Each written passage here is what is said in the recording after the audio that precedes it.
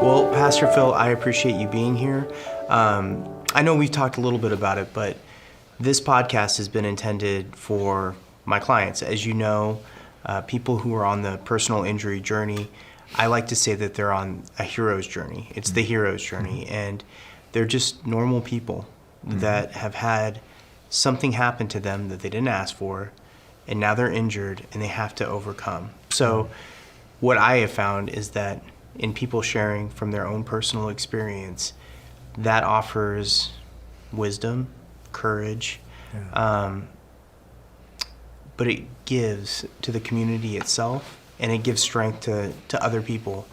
And you are somebody I consider a hero. I have enjoyed watching your journey. And before we dive into that piece, can you talk a little bit about what brought you to Bothell, Washington? Pain. Pain. I think it's what we do with pain. So life is filled with all kinds of things we don't expect, and that is what we make of them that makes all the difference. So, quick skinny on my life, I studied to be a lawyer, but I was surprised, and God asked me to be the pastor of a church, which I never expected. And then the next unexpected happened. I ended up in Australia, and I spent 20 years of my life there. Then Hawaii, where we have a mutual friend in Hawaii who got me here and you here. And then there were changes that took place in what I was doing there, which then led me to Colorado. And in each of these places, I was there several years, but I was part of a church in Colorado that went through a major scandal and tragic loss of life. We had 2 people killed on our campus in a mass shooting, and I was part of the recovery process that took place. And then when that season was finished, the door opened for me to come to Seattle. So it was a very unexpected journey, and like I said, it was pain that got me here, but it's what we make of the pain that makes the difference. Yeah. Part of what I've seen of you in the last couple years, you have transformed through the pandemic. Not just physically, but spiritually. And it all started with what I would say a best friend. Mm-hmm. And I mean, I'm sure there are a lot of people that consider you a friend, but you have a handful of people that really pour into your life. How did you end up with a best friend at this part of your life? Pain.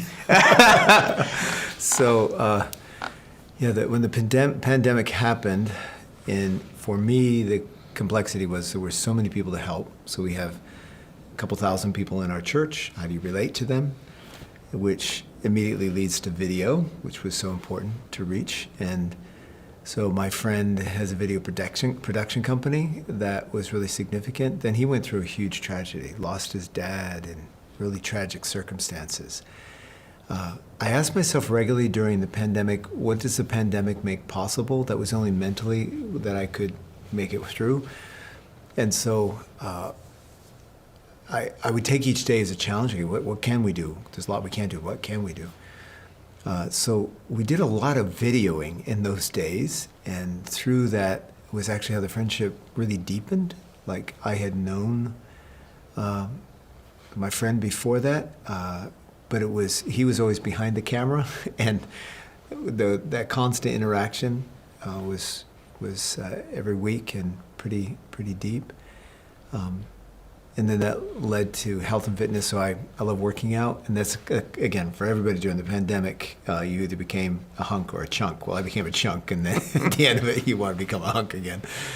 And so we both started working out together, and there's something about shared exertion, and again, it's a self-inflicted pain. It's something we want in health and fitness, and was really significant, that daily discipline. But the other was just becoming increasingly honest and real and transparent.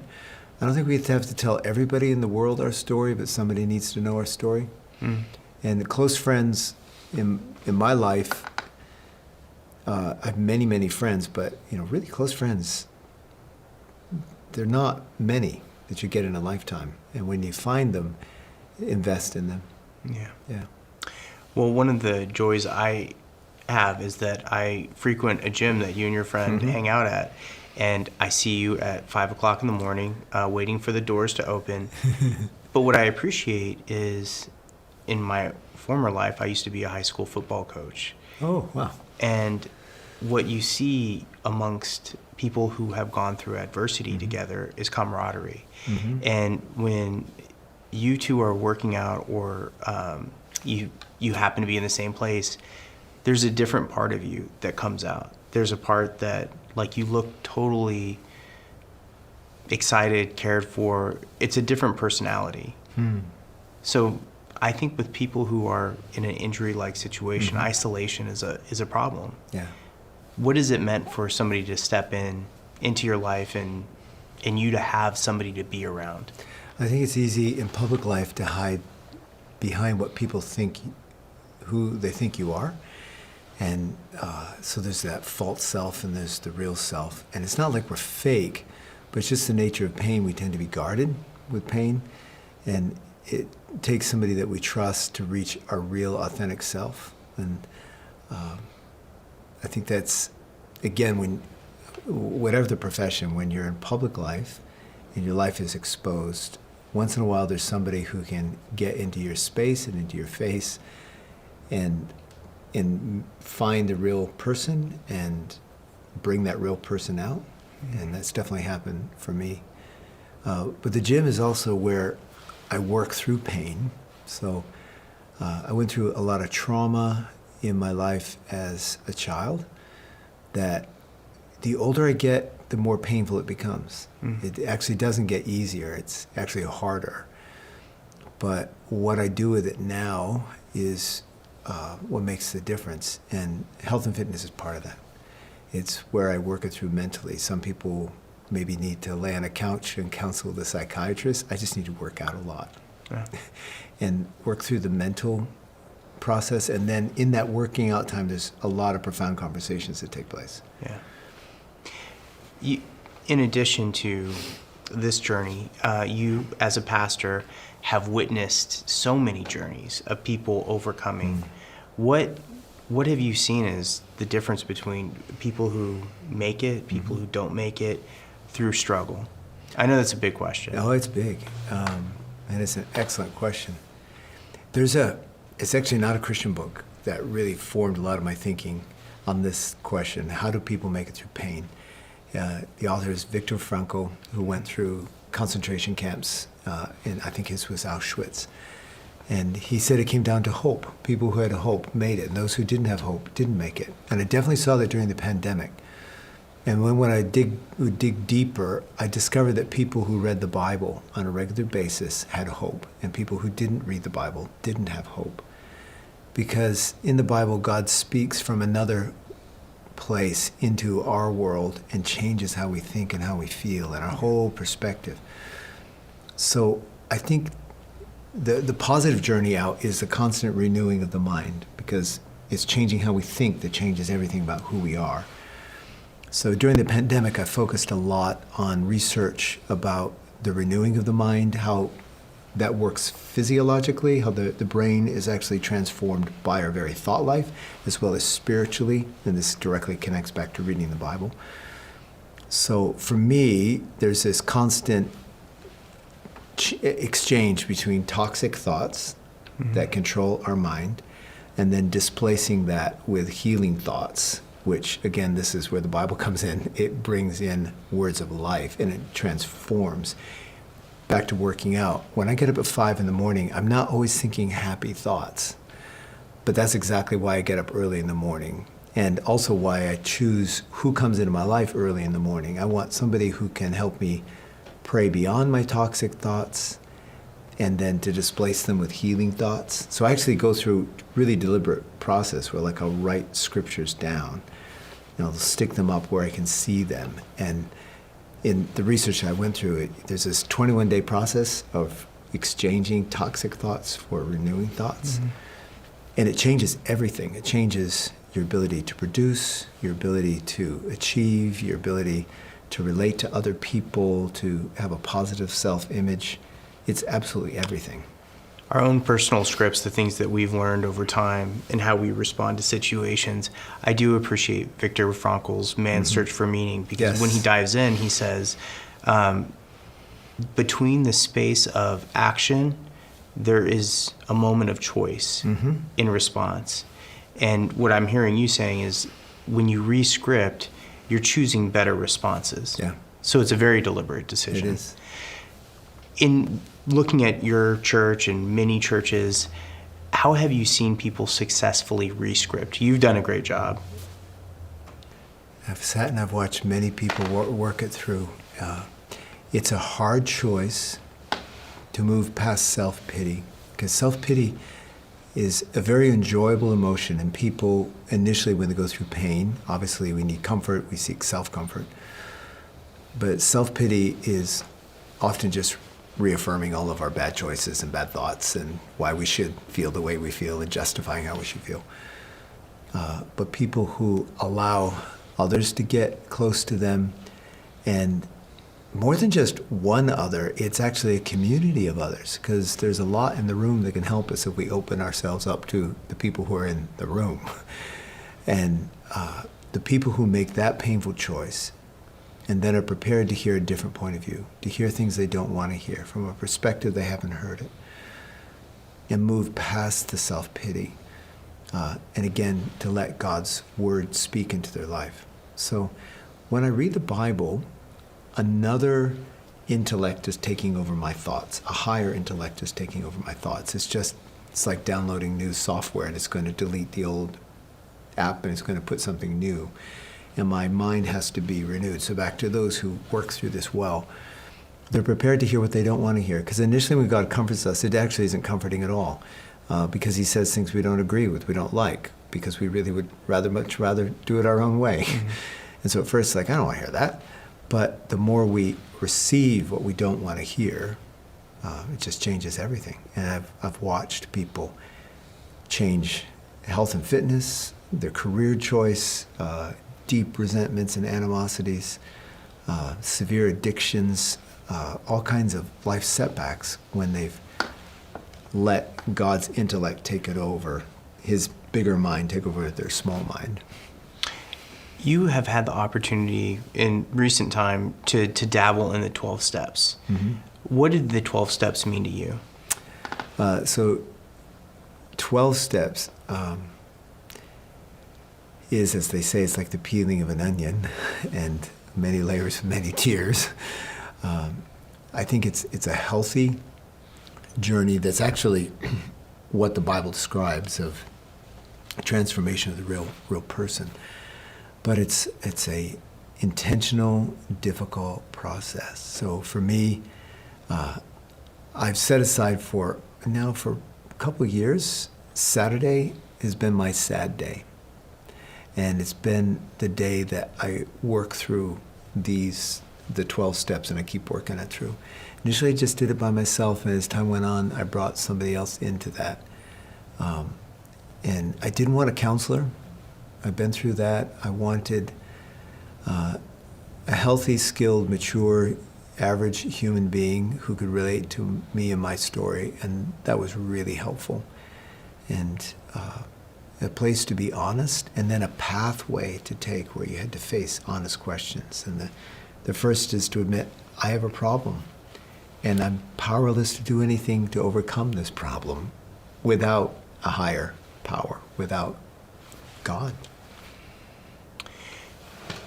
The next area, you have a personal hero's journey, something that has been hard to share or really understand. What is that? What has been that tragedy in your life? I went through severe childhood trauma, and it's complex and painful. It took me probably, it wasn't until my early 30s I actually began talking about it. And when I finally did open up to a professional therapist, what shocked me was he was crying and I wasn't. because he said it was the saddest story he'd heard in his career. And I was like, I didn't think it was sad. And that was the moment when I realized how deeply damaged I was. And the more I became honest, not just with others, but with God and with myself, and I began to reach out for his comfort, the most amazing things happened. So I see that all of life is a healing journey, so long as we keep open to the healer. So when I made the choice to openly talk about pain, and it began first with my wife, then it moved to professional counselors, and then there came a point where I needed even more than that. Like, that was helpful, but I need more than that. So I'd read this book by a Christian author. She had gone through severe trauma. She had been raised in an orphanage, and she wrote 2 books. The first book was called Dory, the little girl no one loved. And then the second book was No Safe Place to Cry. And the second book just broke me open. I finished the book because it was, I mean, she obviously wrote from a woman's point of view, but I could write the same book from a man's point of view. And I closed the book and I prayed a simple little prayer. I want to meet Dory Van Stone. A complete year went by. It was exactly a year to the day. I was sitting in my office and a knock came to my door. And they said, Pastor Phil, the church in the suburb down the road has a major women's conference, and there's been a double booking, and they can't use the auditorium, and they have hundreds of ladies who have nowhere to meet. Would your church be available? So I said, sure. So we turned the lights on, got everything working, and the ladies came. And then again, the knock came to my door, and they said, Pastor Phil, our guest speaker has arrived, and she needs a place to sit while we're waiting for the event to begin. Could she sit in your office? I said, sure. So they brought in this grandmotherly-looking lady who sat on my couch, and her name was Dory Van Stone.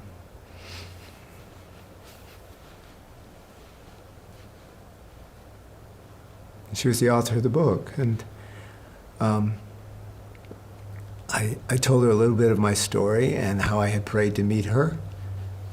And she jumped over to my couch, and because I was 30 at the time, and she was this grandmother lady, and she said, oh, I came all this way to give you a hug and tell you that God loves you.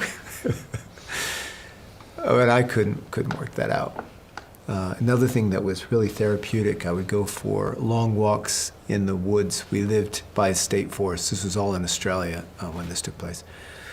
And in Australia, there are some really beautiful butterflies. So I had walked through these woods for years, and I would take this little Bible with me, and I would pray verses. And there was one verse that gave me hope, and that actually made me angry because I was so discouraged. I didn't want hope. I just wanted to quit because the pain was so painful. And as I read this verse, I started arguing with God for about half an hour, telling him why he shouldn't waste his time on me. Go away and help somebody else. But finally I gave in and I said, okay, I'll believe. And then off in the distance I saw this big blue butterfly off in the woods. And I said, and it would be just like you, it was really sarcastic, cause that butterfly to fly from over there and land on me as a sign that you love me. And it did. It flew over and it landed on my chest. And it flew away and it landed on my chest again. Did it 4 times. The next day I walked by the same place. And I said, God, did that really happen? And it happened again. Now I walked through those trees for 20 years and I never had that happen before or after, ever. But that day was the day I needed it. And it actually really got my attention. And that day, the Bible verse I read said, the whole creation groans as in the pains of childbirth, waiting for the sons of God to be revealed. And it seemed to me like the butterfly was grabbing me by the collar and saying, get with it, buddy, because we need you. All creation needs you to get on with God's plan for your life so that we can get on with the plan that God has for us. And I did. So that began a profound healing journey that just never stops. And throughout my life, I've been pondering so many healing people that came into my life. And I couldn't have programmed it. Some of those most remarkable people influenced me. pastors, counselors, authors, leaders, business people. I think, how did that happen? It was simply because I made myself open for God's healing. He has a plan and a purpose for everyone. For you, part of trauma, and especially when somebody preys upon you, there's a part where the victim could blame themselves. Like, what did I do wrong here? But then the second and probably equally painful part is that the language they hear is, I can't trust anybody. Yet here you are. How did you get to the place where you could trust other people, and that it's not your fault? That was one of the hardest things. Because as a child, what I was told in the trauma was I was responsible. How can a 5-year-old child be responsible for an adult's actions? And the other thing I was told was a whole other level of abuse that was just so much sadistic, was that because of my responsibility, I was going to go to hell because of things that somebody else did to me. And I was like, wow. How's a 5-year-old child process that? So as a child, I would sit at my desk at school and carve the word help in the desk, wanting somebody to help. And at the end of the school year, I remember looking in the desk, and the words were carved probably about an inch deep in my desk, because I just carved it every day. Help, help, help, help, help. Yeah, and so around that, I just built a lot of self-defense. And for me, it was largely, I achieved well academically. I could also present information well. Knowledge was a great comfort to me, and it became a defense barrier.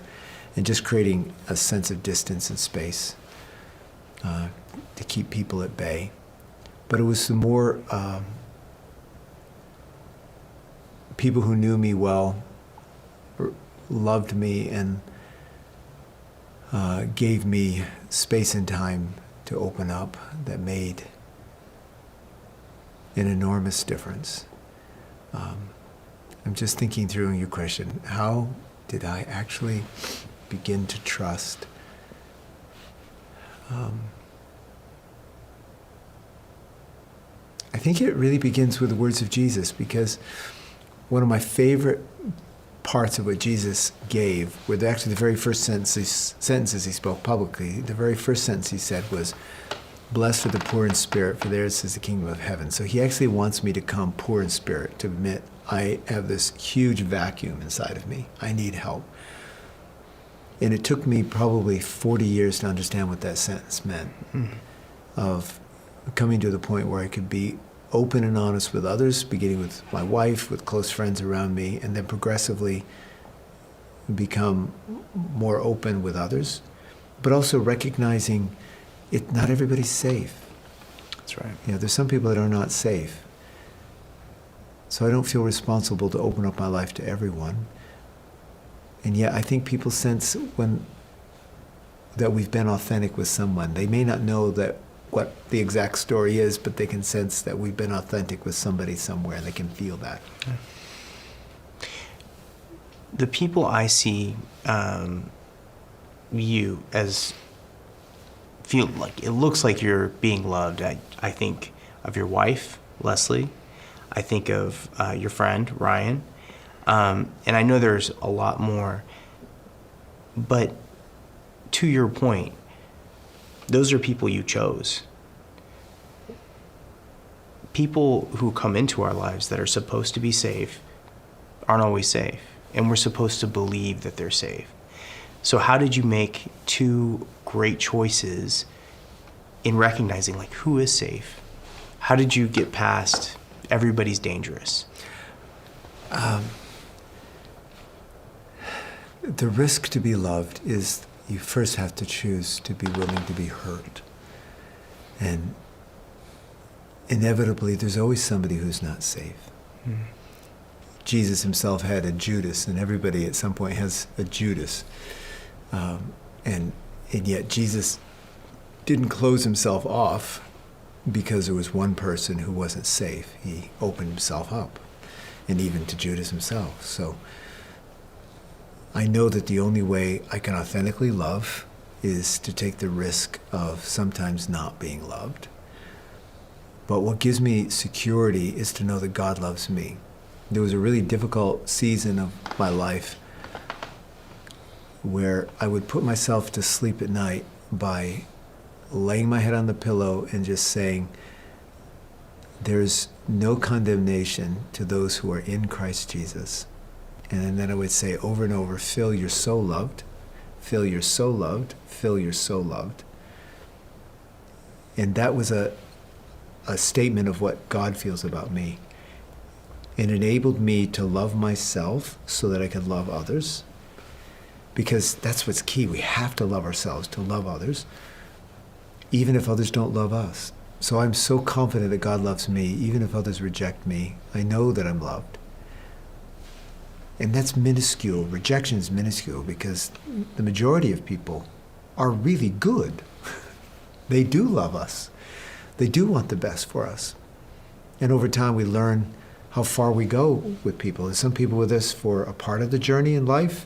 Some people are for longer, some are for a lifetime, and you really don't know until you take the journey of life how long people are going to be with you. But I've got some remarkable lifelong friends that have been with me, and it's been worth it all to be open, to be transparent. When I was studying, actually to be a lawyer, I went to high school, college, and grad school with one friend. His name is Nate, and he and I would meet every Friday to pray together for 7 or 8 years. So my friend Nate and I prayed together every Friday for 7 years, and through that built this profound friendship. He became a pastor, I became a pastor, though neither one of us ever planned to be pastors. And he stayed at the same church he's been there over 35 years. It's a church at the University of Kansas campus. And meanwhile, I went around the world, kind of lost touch. But last year, we reconnected as friends. He invited me to speak at an event at his state. And our friendship went to a whole new, deeper level. And we were able to talk as mature men, now with grandkids. We're no longer teenagers. We're no longer young adults. We're now in our now 60, crazy, and talk honestly about things that emotionally we'd never have been able to talk about at 20. And it took our friendship to a much deeper level. So it is so important to invest in good friends. Yeah. Yeah, the gift is love. I mean, really what we're looking for is love, encouragement. When you were going through part of your journey, there were two thoughts that came to me. A friend once told me, pain makes you beautiful. I was going through a divorce, and I was having to find my second life as well. And it was such a unique moment for me, because the second thing a friend told me was the paradox of the cross is that you can hold joy and suffering at the same time. Mm-hmm. I feel like part of what the world has told us is that at some point you get to the end and you've made it and you don't have pain anymore, you only have joy. Well, that's not true, not on this earth. For you, what do both of those lines mean to you? That pain does make you beautiful, and that the paradox of the cross is that you hold joy and suffering at the same time. Well, every Saturday morning for the last couple of years, I've let myself be sad. And that may sound morbid, but I do that so that I can be comforted. The second sentence Jesus said publicly was, "Blessed are those who mourn, for they will be comforted." So in order to be glad, we first have to be sad in the presence of divine love. So for months, when I would have these Saturdays where I would get up in the morning early, like 5, and give about an hour to let feelings come to the surface that I didn't really want to acknowledge. And after months of that, there came a point where the comfort and the joy was stronger than all the sadness and the grief. And it's not that we can forget things as human beings, but they get reinterpreted. There's a verse where Joseph in the Bible, who became prime minister of Egypt after experiencing huge abuse and injustice, is met by his brothers at the end of his life. And he says, what you intended for evil, God intended for good. And then it creates this reinterpretation is, yes, all this evil happened, all this pain happened, and yet God allowed it to happen because he wanted good accomplished in my life. And so that's where the pain and the joy come together. Taking time to be sad in the presence of God so you can become glad. Along those lines, not a lot of people, well, I'll ask it this way.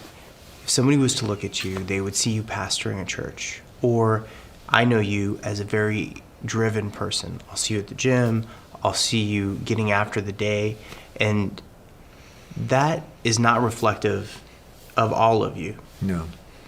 So, when we consider what reinvention looks like, I also am curious. You have a whole new life that you continue to explore. And I wonder what that has been like for your healing journey. You have a project that you're working on right now. It's called Phillip's House. Mm-hmm. And I don't think a lot of people who are pastoring a church, have so much going on, are willing to reconsider other passions in their life. Like how are you able to do that, and what is it doing for you? It's a long question, but I want to know.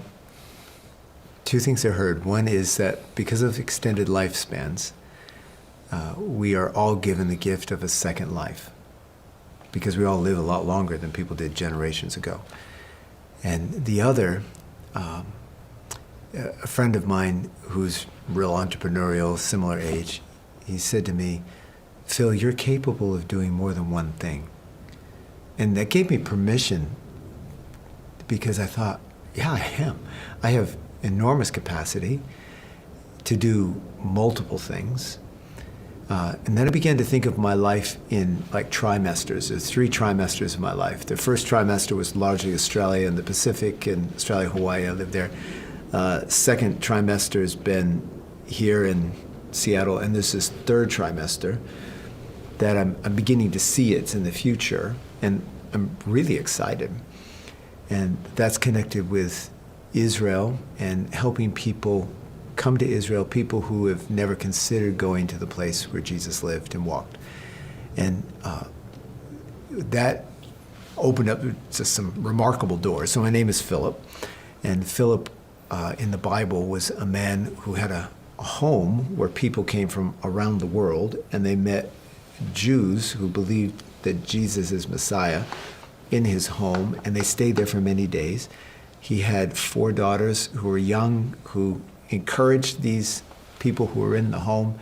And in his house, people got a whole new life purpose. And after that, the people who left his home went out and changed the world. And I've admired Philip for a long time. And I was on a trip to Israel in the normal kind of bus tour. And I sat in the airport at the end of the bus tour. It was my second bus tour. I said, God, I never want to be on a bus tour like that again in my life. I don't know any believers in Jesus here. I haven't met any churches here. What I want to know is, where's the church? Where are the pastors? I want to meet a pastor. I want to become friends with that pastor. I want to make friends here. And then I started praying these really ambitious prayers. I want to get to know Israelis so well that they let me stay in their homes, and I come here a lot. In fact, I come here all the time. I'm just sitting on a plane waiting for it to take off. And fast forward 2 years later, all that happened. And it was a remarkable series of events where I felt led to go to a certain city, stay at a certain hotel, pray at a certain place. And through that met the only pastor in that city, and we became friends, and that opened up a gateway to all this network of churches in Israel, both led by Jews as well as by Arabs. And then through the pandemic came the vision of Phillip's House. So Phillip's House is a tour company designed so that people from around the world can meet in Israel and see the home of Jesus through the eyes of people who call Israel home. The people who are there, particularly the believers in Jesus, the pastors, the tour guides, the people who own the tour companies, they want to show you their country. And they want to make it come alive. It's not just seeing the ruins, but it's seeing the church in revival. So Israel is actually a very young country. Demographically, it's very young, a lot of young people. And the church is very young. So there's a really strong youth movement. And so I've gotten involved in a major youth conference in Israel that then actually connects with the whole Mideast. So actually right now in Istanbul, there's a gathering of young people from everywhere from Morocco to Iran, and they gather in Istanbul for a conference together. And so what I'm doing is connecting with this. Initially, my vision is beginning in Israel, that we focus tours, and later I want to expand across the Mediterranean and include other countries. So we're having this April a tour coming up that is designed to be both active, so we'll actually get out there and hike trails that Jesus hiked and climb mountains and swim where he swam. But it's also reflective. There's time to read the Bible, and you'll meet believers who are there. And it's a trip designed not to try to see everything, but to see the things that we see really, really well. And if it's okay, I want to tell one story, one place. One of my favorite places in Israel is where I picked up this rock. There's a story of Jesus meeting a deeply traumatized man. And the Bible says he was so traumatized he would cut himself with stones. And I went to the place where Jesus met him, and I picked up one of the stones. And they're really sharp. They're everywhere, laying everywhere. The stone is obsidian, and this man was cutting himself with natural glass. And I had to ask the question, why? Why would this man do this? And I dug into psychiatric journals and discovered that most likely he had been a victim of sustained sexual abuse. And the region he lived in was a region dominated with human trafficking. There were 10 cities, and Jesus wanted to reach all those cities. And so he changed one man. The Bible said after Jesus touched him, he was clothed and in his right mind. And through that one man, he reached the whole region. And I've stood at that site multiple times now, and wept a lot of tears for people in pain, and to think what could happen by being touched by Jesus. And you can't experience that by just reading the Bible. You need to go to the place where the Bible was written, and the stories come alive, and you hold a rock and it becomes real. So there you go. You can hold it. It becomes real. Phil, it sounds like the trip, in part it's been healing for you, Phillip's House. But the hope is that there's a renewal for people. Everybody who comes, they're looking for something. They're ready to change. And that is life. Life is a constant change. When those people get on the bus with you, what do you want them to leave with? I pray that each one of them has an encounter with Jesus. It's not programmed. It's always by surprise. He sneaks up on you. But forever you will read the Bible differently, and that's my hope. It will always come alive. It moves from being a two-dimensional to a three-dimensional, even a four-dimensional book. And when these people come with you, what are you hoping that you get when they get off the bus? I hope I get to be near them when they have their moment with Jesus so I can watch that happen. I was writing down things that I hoped for Phillip's House, and that was actually top on the list. I just want to be with people when they have their moment, to see Jesus there. Yeah. Jesus, when you speak of him, and as I know him, it's always the one relationship that you don't have to worry about trust. Has that been a part of like why you have been so driven to lead people to the healer? Yeah, he found me. And when I experienced Jesus for the first time, I was 16. I would lay in my bedroom at night and imagine reasons why God didn't exist. I was a real intellectual kid. And I had pretty much argued him out of my life. He wasn't there. And yet he came.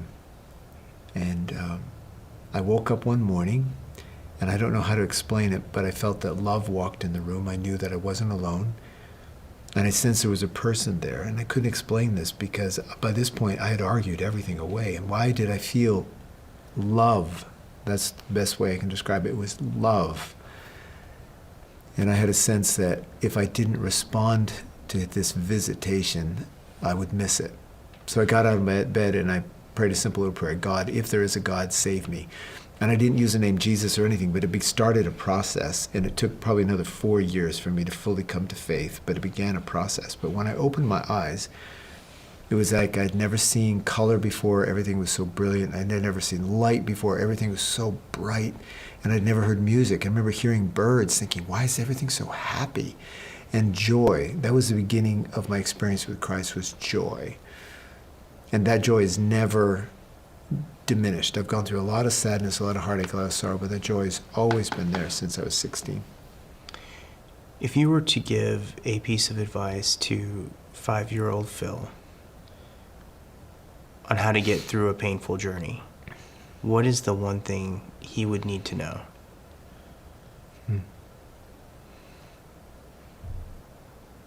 Never keep a monster's secrets. Yeah. Phil, I am so grateful that you would take the time to share. And I am so thankful that you are on this journey and I get to be a witness to it. So thank you for being here. Thank you.